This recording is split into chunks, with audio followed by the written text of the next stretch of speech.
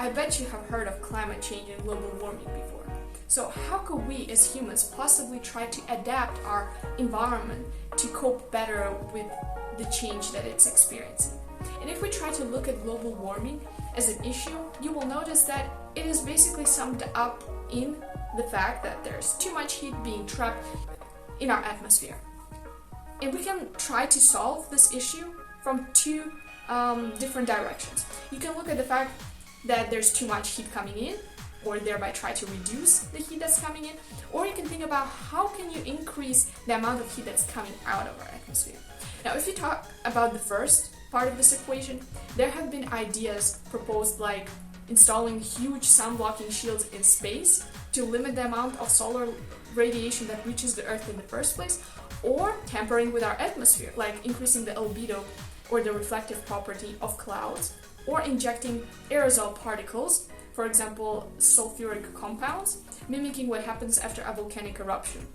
All of those things would reduce the amount of light once it gets into our atmosphere, and thereby reducing the amount that reaches the ground as well.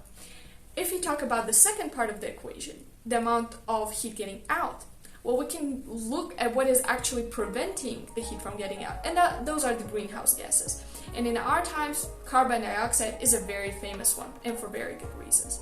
So what can we do? We can enhance the natural ways of reducing carbon dioxide, planting more trees, increasing rock weathering, such as limestone weathering, or fertilizing the oceans with iron, for example, that would increase the ocean sequestration activity of carbon dioxide.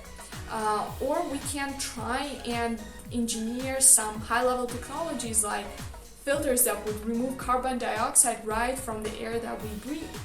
Or we could, for example, inject dead organic matter deep into the earth where the decomposition would not be allowed to take place, and thereby no carbon dioxide would be escaping back into the atmosphere. So there are all sorts of ideas like that.